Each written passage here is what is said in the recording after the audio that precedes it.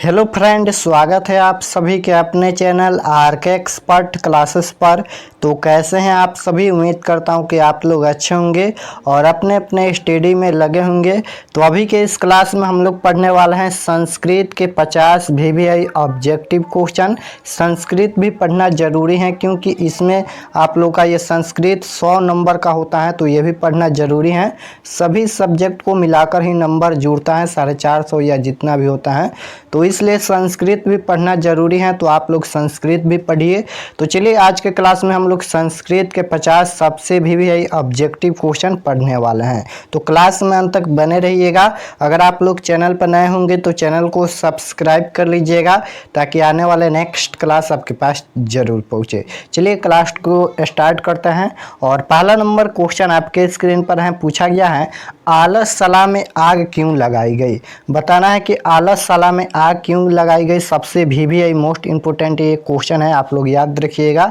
आलसशाला में आग क्यों लगाई गई, तो याद रखिएगा आलसियों की परीक्षा लेने के लिए आलसशाला में आग लगाई गई कि कौन नकली आलसी हैं और कौन असली आलसी हैं। तो ऑप्शन नंबर बी बिल्कुल राइट आंसर हो जाएगा। नेक्स्ट क्वेश्चन देखिए, 2 नंबर पूछा गया है सबसे बड़ा शत्रु कौन है। बताना है कि सबसे बड़ा शत्रु कौन है, तो सबसे बड़ा शत्रु होता है आलस्य। ऑप्शन नंबर सी बिल्कुल राइट आंसर हो जाएगा, इसलिए ज़्यादा आप लोग आलस न कीजिए।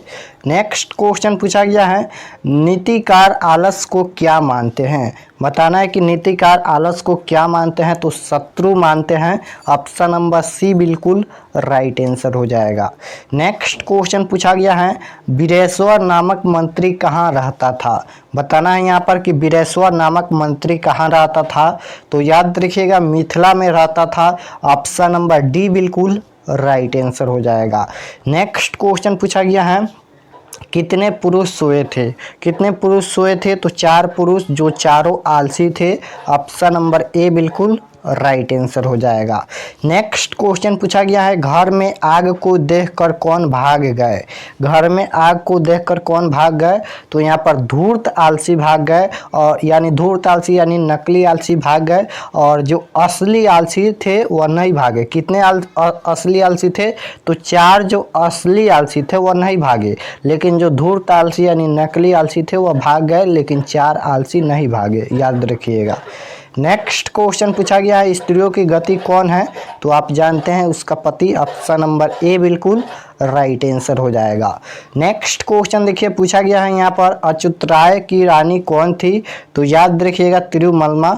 ऑप्शन नंबर ए बिल्कुल राइट आंसर हो जाएगा। नेक्स्ट क्वेश्चन पूछा गया है सौर शुक्ला सरस्वती किसने कहा। बताना है कि सौर शुक्ला सरस्वती किसने कहा, तो दंडी ने। ऑप्शन नंबर ए बिल्कुल राइट आंसर हो जाएगा। ये भी क्वेश्चन काफ़ी बार एग्जाम में पूछा गया है, याद रखिएगा सभी क्वेश्चन इम्पोर्टेंट हैं। 10 नंबर क्वेश्चन है यहाँ पर कि संकल्प 5 शब्द में किन वर्णों की संधि हुई है, तो याद रखिएगा तो प्लस च से। ऑप्शन नंबर डी बिल्कुल राइट आंसर हो जाएगा।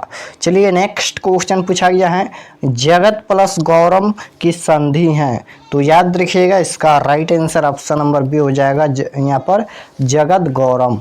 नेक्स्ट क्वेश्चन पूछा गया है यहाँ पर चैनम का संधि विच्छेद कौन सा है। बताना है यहाँ पर कि चैनम का संधि विच्छेद कौन सा है, तो चे प्लस अनम हो जाएगा। ऑप्शन नंबर ए बिल्कुल राइट आंसर हो जाएगा। नेक्स्ट क्वेश्चन पूछा गया है प्राचीन संस्कृति की पहचान किससे होती है। बताना है यहाँ पर कि प्राचीन संस्कृति की पहचान किससे होती है, तो याद रखिएगा संस्कारों से। ऑप्शन नंबर सी बिल्कुल राइट आंसर हो जाएगा। नेक्स्ट क्वेश्चन पूछा गया है विशाल धारा कौन है। बताना है यहाँ पर कि विशाल धारा कौन है, तो विशाल धारा अपना देश भारत है। ऑप्शन नंबर ए बिल्कुल बी बिल्कुल राइट आंसर हो जाएगा। ऑप्शन नंबर बी बिल्कुल राइट आंसर हो जाएगा। नेक्स्ट क्वेश्चन पूछा गया है भारतीय संस्कार कुल कितने हैं। बताना है कि भारतीय संस्कार कुल कितने हैं, तो भारतीय संस्कार कुल 16 होते हैं। ऑप्शन नंबर सी बिल्कुल राइट आंसर हो जाएगा। नेक्स्ट क्वेश्चन पूछा गया है भारत के व्यक्तित्व की रचना कौन करता है। बताना है यहाँ पर भारत के व्यक्तित्व की रचना कौन करता है, तो याद रखिएगा संस्कार। ऑप्शन नंबर बी बिल्कुल राइट आंसर हो जाएगा। नेक्स्ट क्वेश्चन पूछा गया है प्राचीन काल में शिष्य को क्या कहा जाता था। बताना है यहाँ पर कि प्राचीन काल में शिष्य को क्या कहा जाता था। तो याद रखिएगा ब्रह्मचारी। ऑप्शन नंबर ए बिल्कुल राइट आंसर हो जाएगा। नेक्स्ट क्वेश्चन पूछा गया है शिक्षा संस्कार कितने हैं। तो शिक्षा संस्कार 5 होते हैं। ऑप्शन नंबर सी बिल्कुल राइट आंसर हो जाएगा। नेक्स्ट क्वेश्चन पूछा गया है राम प्रवेश राम के परिवार के सदस्यों की संख्या कितनी थी। यानी राम प्रवेश राम के परिवार यानी फैमिली में कुल सदस्यों की संख्या कितनी थी। तो याद रखिएगा 4। ऑप्शन नंबर ए बिल्कुल राइट आंसर हो जाएगा। नेक्स्ट क्वेश्चन पूछा गया है भीखन टोला देखने के लिए कौन आया। तो याद रखिएगा भीखन टोला देखने के लिए एक शिक्षक आया। ऑप्शन नंबर यहाँ पर डी बिल्कुल राइट आंसर हो जाएगा। और शिक्षक नहीं एक खेलते हुए बालक को देखा।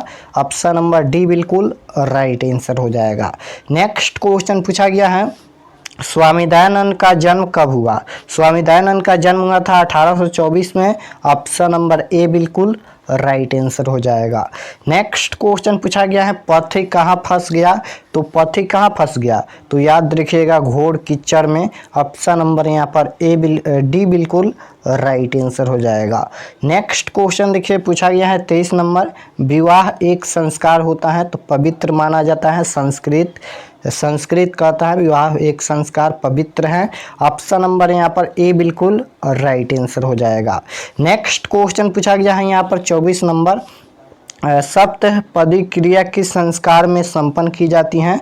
तो याद रखिएगा इसका राइट आंसर ऑप्शन नंबर यहाँ पर ए हो जाएगा विवाह। नेक्स्ट क्वेश्चन देखिए पूछा गया है विवाह संस्कार पूर्ण करते हुए मनुष्य कहाँ प्रवेश करता है। तो याद रखिएगा गृहस्थ जीवन में। ऑप्शन नंबर बी बिल्कुल राइट आंसर हो जाएगा।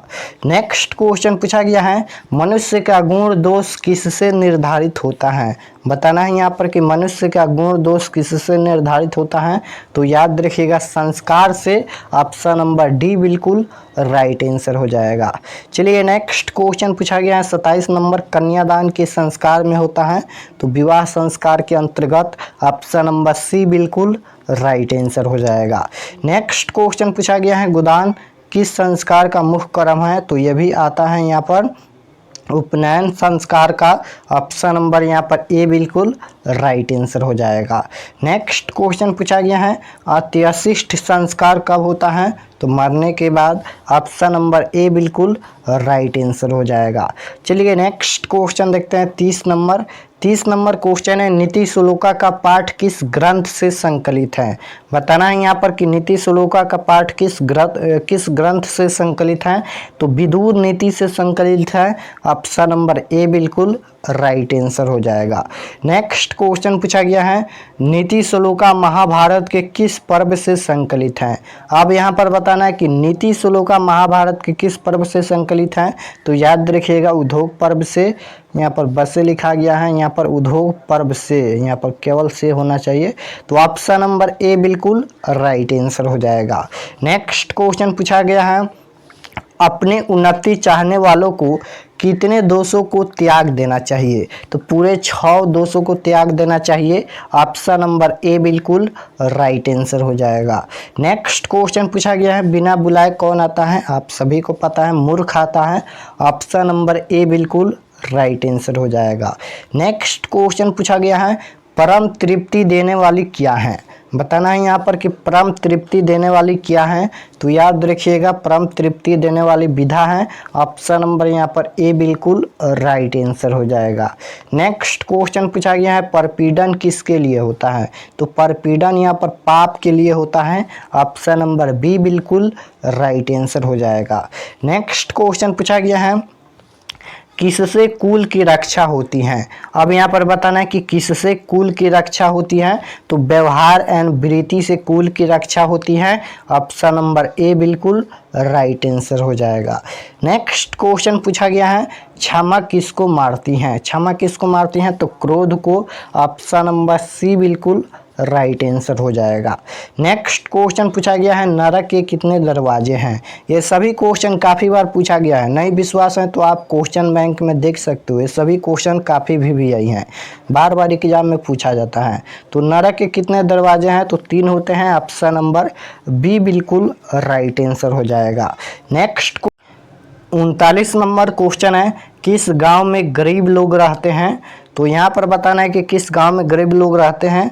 तो आप जानते हैं भीखनटोला ग्राम में। ऑप्शन नंबर यहाँ पर बी बिल्कुल राइट आंसर हो जाएगा। चलिए नेक्स्ट क्वेश्चन पूछा गया है दलित ग्रामवासी पुरुष की कथा कौन है।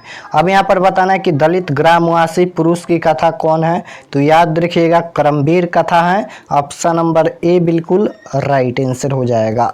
नेक्स्ट क्वेश्चन पूछा गया है स्वामी दयानंद थे। अब यहाँ पर बताना है कि स्वामी दयानंद क्या थे, किसान या विधान या यहाँ पर समाज द्वारक या लेखक। तो स्वामी दयानंद क्या थे, तो याद रखिएगा समाज द्वारक। ऑप्शन नंबर सी बिल्कुल राइट आंसर हो जाएगा। नेक्स्ट क्वेश्चन पूछा गया है स्वामी दयानंद की मृत्यु कब हुई। तो स्वामी दयानंद की मृत्यु हुई 1883 में। ऑप्शन नंबर यहाँ पर बी बिल्कुल राइट आंसर हो जाएगा। नेक्स्ट क्वेश्चन पूछा गया है आर्य समाज की स्थापना किसने की। बताना है यहाँ पर कि आर्य समाज की स्थापना किसने की, स्वामी दयानंद ने या विवेकानंद ने या गांधी जी ने या इनमें से कोई नहीं। तो आर्य समाज की स्थापना किसने की, तो आर्य समाज की स्थापना की स्वामी दयानंद ने। ऑप्शन नंबर ए बिल्कुल राइट आंसर हो जाएगा। नेक्स्ट क्वेश्चन पूछा गया है मूलशंकर मूर्ति पूजा के थे। बताना है कि मूलशंकर मूर्ति पूजा के क्या थे। मूलशंकर वहीं उसका ही नाम है, यानी स्वामी दयानंद का नाम है मूलशंकर। याद रखिएगा मूलशंकर जो है वह स्वामी दयानंद के बचपन का नाम है, याद रखिएगा। तो मूलशंकर मूर्ति पूजा के क्या थे, यानी स्वामी दयानंद मूर्ति पूजा के क्या थे, तो याद रखिएगा विरोधी थे। ऑप्शन नंबर सी बिल्कुल राइट आंसर हो जाएगा। नेक्स्ट क्वेश्चन पूछा गया है स्वामी दयानंद का जन्म कहाँ हुआ था। तो स्वामी दयानंद का जन्म हुआ था गुजरात में। ऑप्शन नंबर ए बिल्कुल राइट आंसर हो जाएगा। चलिए नेक्स्ट क्वेश्चन पूछा गया है स्वामी दयानंद ने आर्य समाज की स्थापना कब किया। बताना है कि स्वामी दयानंद ने आर्य समाज की स्थापना कब किया। तो 1875 में। ऑप्शन नंबर बी बिल्कुल राइट आंसर हो जाएगा। नेक्स्ट क्वेश्चन पूछा गया है आर्य समाज की स्थापना सर्वप्रथम कहाँ हुई थी। बताना है यहाँ पर कि आर्य समाज की स्थापना सर्वप्रथम यानी सबसे पहले कहाँ हुई थी, दिल्ली या कोलकाता या मुंबई या हैदराबाद। तो आर्य समाज की स्थापना सर्वप्रथम मुंबई में हुई। ऑप्शन नंबर सी बिल्कुल राइट आंसर हो जाएगा। चलिए नेक्स्ट क्वेश्चन 48 नंबर पूछा गया है मंदाकिनी वर्णम पाठ किस ग्रंथ से संकलित है।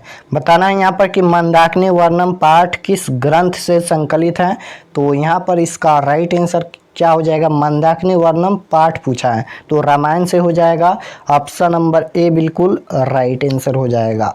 नेक्स्ट क्वेश्चन पूछा गया है मंदाकिनी वर्णम पाठ रामायण के किस कांड से संकलित है। बताना है कि मंदाकिनी वर्णम पाठ रामायण के किस कांड से संकलित है। तो अयोध्या कांड। ऑप्शन नंबर ए बिल्कुल राइट आंसर हो जाएगा। चलिए नेक्स्ट क्वेश्चन 50 नंबर पूछा गया है। यहाँ पर लास्ट क्वेश्चन है मंदाकिनी नदी में कौन स्नान करते हैं। बताना है कि मंदाकिनी नदी में कौन स्नान करते हैं, कवि या पशु या ऋषि या देवता। तो मंदाकिनी नदी में ऋषि स्नान करते हैं। ऑप्शन नंबर सी बिल्कुल राइट आंसर हो जाएगा। Option number C is right answer. तो हमने यहाँ पर संस्कृत के 50 इम्पोर्टेंट ऑब्जेक्टिव क्वेश्चन बताए हैं। आप लोग कमेंट में ज़रूर बताना कि 50 क्वेश्चन में से कितना सही हुआ, ताकि हमको भी पता चले कि आप लोग का संस्कृत का तैयारी कितना हुआ है। कमेंट में ज़रूर बताना कि 50 क्वेश्चन में से कितना सही हुआ। अगर आप लोग चैनल पर नए होंगे तो चैनल को सब्सक्राइब कर लीजिएगा, ताकि आने वाले नेक्स्ट क्लास आपके पास ज़रूर पहुँचे। क्योंकि आप लोग का देखिए सेंटअप एग्ज़ाम आ रहा है। सेंटअप एग्ज़ाम आप लोग का 24 तारीख से है, 24 जुलाई से। तो आप लोग इस चैनल पर बने रहिएगा, सभी क्वेश्चन दिया जाएगा। अगर आप व्हाट्सएप ग्रुप में नहीं जुड़े हैं तो यहाँ पर नंबर लिख देते हैं। यहाँ पर